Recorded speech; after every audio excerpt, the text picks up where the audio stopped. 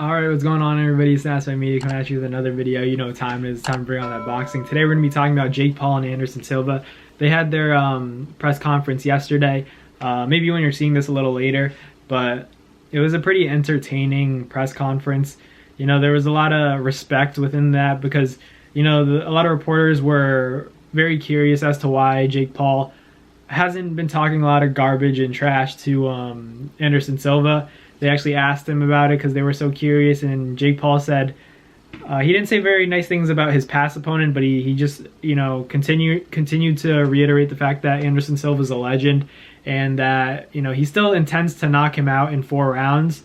But I think that's more of a promotion thing, even though it's very possible. I think that Jake Paul could actually win this fight by stoppage, and Anderson Silva, you know, it's going to be interesting to see how he deals with Jake Paul's work rate. Obviously, I'm not saying Jake Paul has the best work rate in the sport of boxing or it's a great work rate in general. I'm just saying, how does he adjust to Jake Paul, you know, his power? Jake Paul obviously has that one-shot power. We saw what he did to Tyron Woodley. We saw what he did to Ben Askren, Nate Robinson, Anisan Gibb, DAYYY, KSI's younger brother.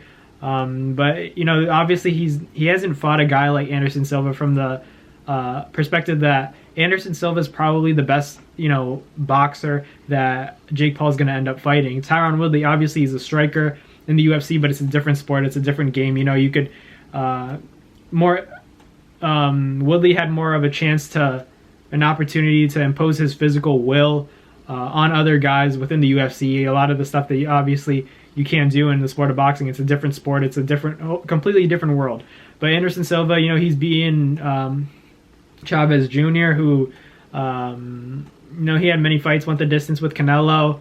Didn't have much success, but still, he's a professional boxer, and Jake Paul claims to want to fight Canelo. So we'll see what happens with, you know, Anderson Silva. If he's able to deal with the pressure, it's going to be a big stage for him. It's going to be different for him.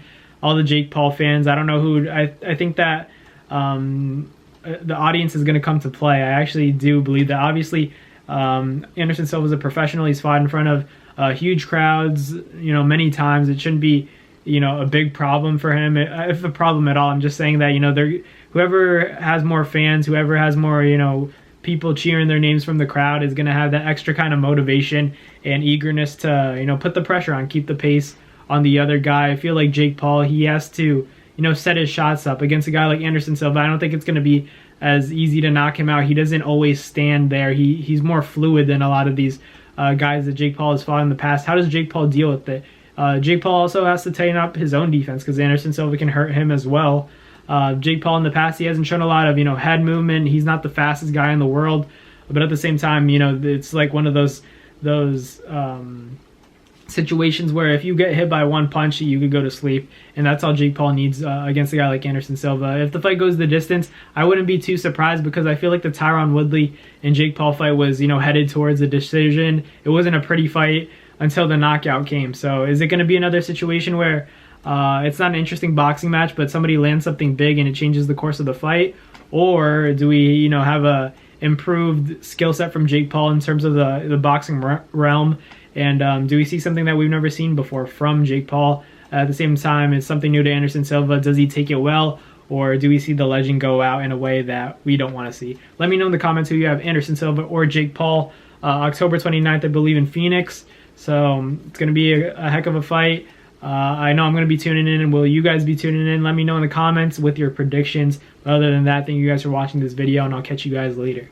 Peace. Well, that's going to do it for another Nasty Media video. Thank you guys so much for watching. I hope you guys enjoyed.